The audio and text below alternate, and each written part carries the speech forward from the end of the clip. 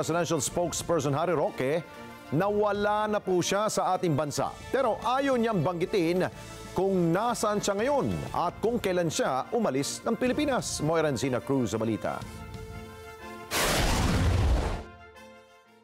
I am still outside the country. Ito ang kinumpirma mismo ni Attorney Harry Roque sa Zoom press conference nito matapos na isumite ng kanyang mga abogado sa Department of Justice ang kontrasalaysay nito sa reklamong qualified human trafficking laban sa kanya. Tumanggi si Roque na sabihin kung nasaan siya at kung kailan siya umalis ng Pilipinas. No comment on that one. Kinumpirma ni Roque na sa Embahada ng Pilipinas sa Abu Dhabi, United Arab Emirates siya pinanumpaan ang kanyang counter affidavit, ngunit wala na siya roon. I'm no longer in Abu Dhabi. I went to Abu Dhabi para ma-subscribe yan, but I'm no longer in Abu Dhabi. Sa pahayag naman ng Bureau of Immigration, walang record na umalis ng bansa si Roque.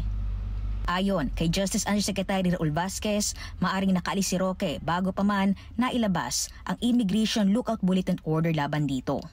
Aminado si Vasquez na walang paglabag sa pag-alis ni Roque sa bansa dahil wala itong kaso at walang hold departure order mula sa korte.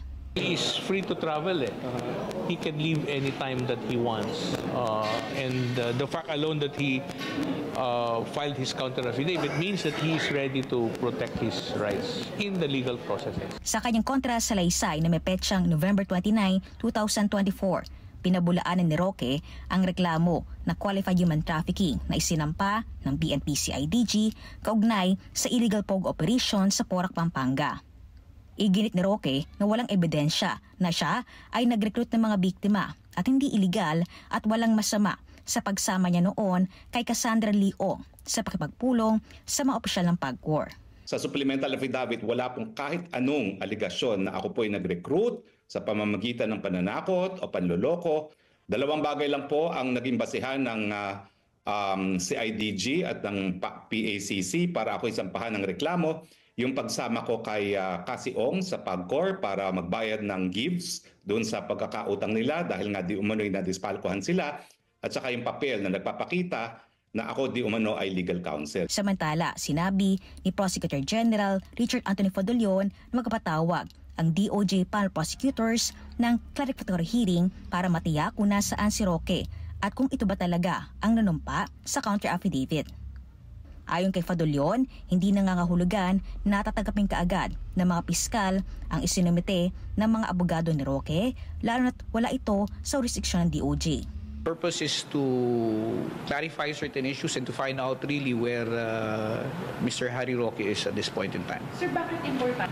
Well, under our rules, the prosecutor is given the opportunity and should be given the opportunity to examine whoever it is who submits counter affidavits. And in this particular case, the whereabouts of Attorney Harry Roque is unknown to us. Walang balak si Roque na dumalo sa pagdinig o panumpaan muli ang kanyang kontrasalaysay sa ibang embahada ng Pilipinas sa ibang bansa, nakaharap online ang mga piskal. Hindi na po. Kung gusto nilang ma-verify na ako ay sumipot, tawagan po nila yung consul na notarize at tawagan din nila si Ambassador Ver na personally present nung ako'y nanumpa. Pero wala po sa rules na kinakailangang ako'y magpakita dahil ang rules specify that I should take an oath before a government personnel na may kapangyarihan na magbigay ng oath. Moira Encina Cruz para sa Mata ng Agila, matatag, matapang, matapang.